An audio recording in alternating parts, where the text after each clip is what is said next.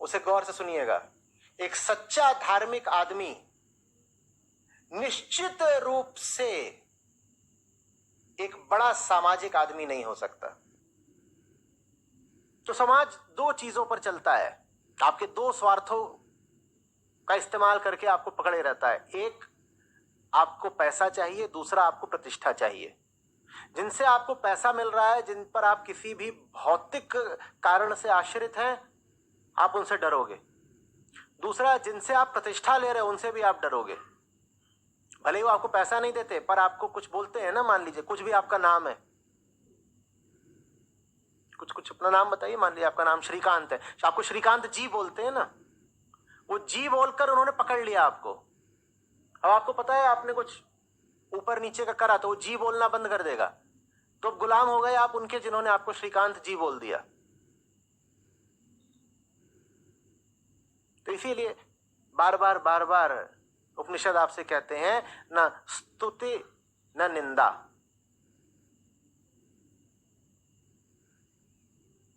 न मान न अपमान, दोनों में से किसी पे ध्यान नहीं देना है।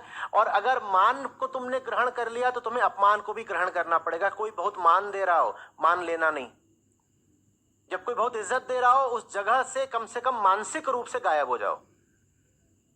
उनसे बच के रहो जो बहुत तुम्हें चढ़ा के रखते हैं। वही है जो या तो गिराएंगे या फिर गिराने की धमकी देकर तुम पर हक दिखाएंगे। और समाज यही दो चीजें, पैसा और प्रतिष्ठा। न किसी से पैसा लो, न किसी से इज्जत लो, बहुत आजाद जियोगे। एकदम सरल सूत्र है ना। न किसी से पैसा लेना है, न किसी से प्रतिष्ठा लेनी है। पैसा होता है स्थूल शरीर के लिए, प्रतिष्ठा होती है सूक्ष्म शरीर के लिए। पैसा मिल जाता है तो इसको बहुत मजा आता है, शरीर को बढ़िया कपड़ा मिलेगा, खाने पीने को मिलेगा, ये सब पैसे से मजा अंदर वाले को भी आता है, पर पैसे से ज्यादा मजा बाहर वाले को आता है। और प्रतिष्ठा से मजा इस शरीर को नहीं आता। प्रतिष्ठा से मजा आता है जो भीतर का सूक्ष्म शरीर है, मन, उसको। और यही दो है।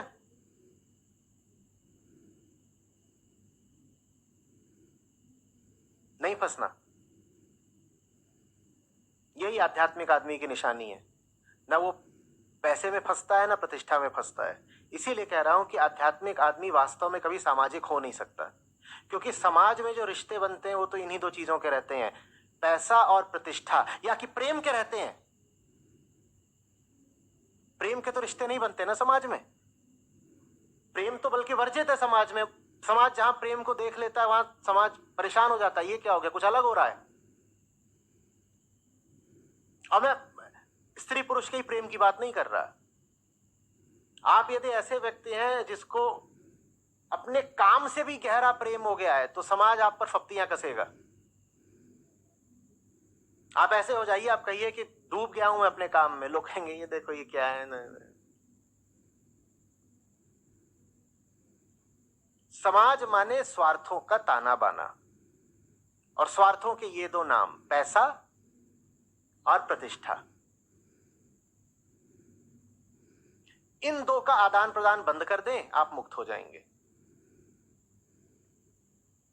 और ये जगह भी नहीं कह पाएंगे कि मुझे सत्य बहुत प्रिय है लेकिन मुझे होना लोकप्रिय है।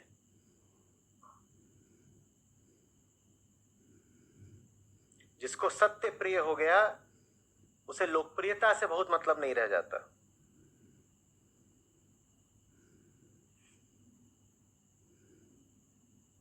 लेकिन यह भी अजीब बात है, मानव इतिहास में जो लोग सबसे ज्यादा जाने गए हैं वो सब वही हैं जिन्हें सत्य सबसे ज्यादा प्रिय था,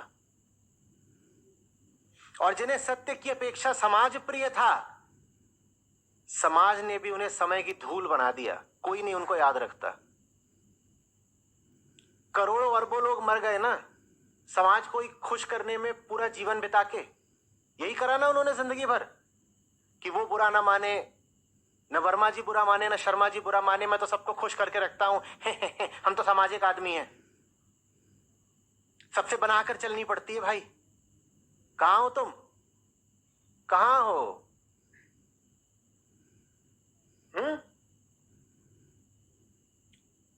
महात्मा बुद्ध ने एक बार कहा था, ये वहां है और ये उतना ही है जितना गंगा की तट पर रेत के कण हैं। गंगा किनारे रेत के जितने कण हैं ना, ये सब वही हैं जो कभी सामाजिक रूप से सफल होना चाहते थे और लोकप्रिय होना चाहते थे। कौन इन्हें याद रख रहा है? पांव तले हैं ये सब आज।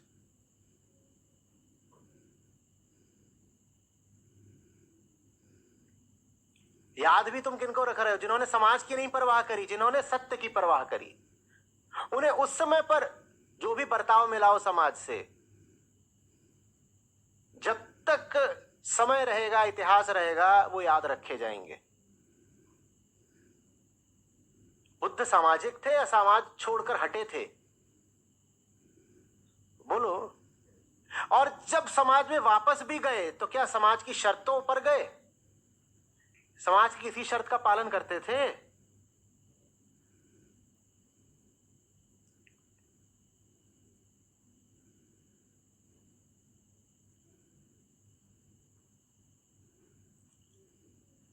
तो ऐसा नहीं है कि उस समय उनको तत्काल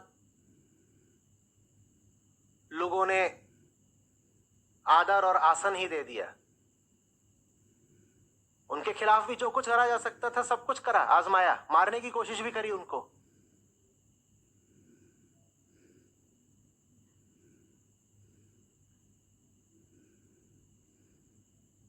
उन्होंने परवाह नहीं करी। उन्होंने कहा जो सही है वैसे जीना है, और सही जीने का नतीजा ये हुआ कि बाद में उन्हें समाज में भी स्वीकृति प्रसिद्धि सब मिल गई।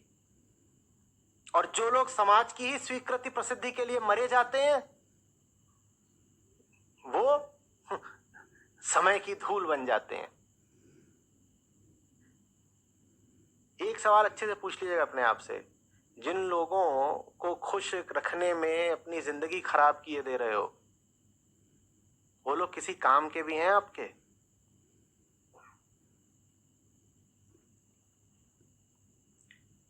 जिनके डर के साए में जिंदगी बिता रहे हो, वो उखाड़ क्या लेंगे आपका? ये पूछिएगा अपने आप से।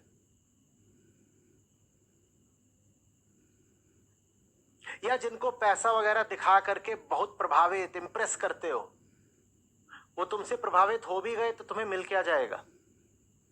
मिलता है कुछ? या जिनका पैसा, रुतबा देख करके आप प्रभावित हो जाते हो,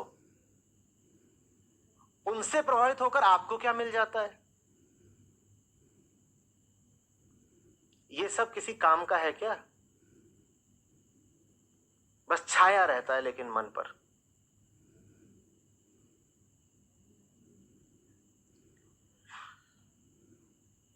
अध्यात्म सर्वप्रथम एक विद्रोह होता है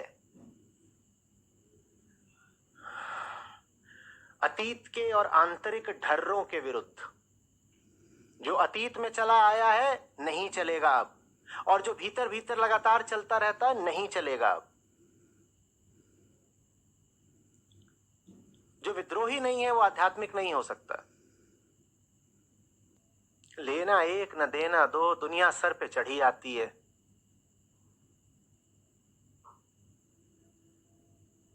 और हम इस सर पे बिठाए भी रहते हैं। तुम हो कौन? यही सवाल होना चाहिए। हो कौन? आज उल्टे सिद्धांत पर चलता है। समाज और अध्यात्म की इसीलिए बनती नहीं आपस में। समाज कहता है ऊंचे लोगों से रिश्ता बना के रखो ना, नेटवर्किंग। अध्यात्म कहता है ऊंचा तो सिर्फ एक है, हमारी नेटवर्किंग तो उसी के साथ होगी। और बाकी जितने दुनिया में अपने आप को ऊंचा कहते हैं,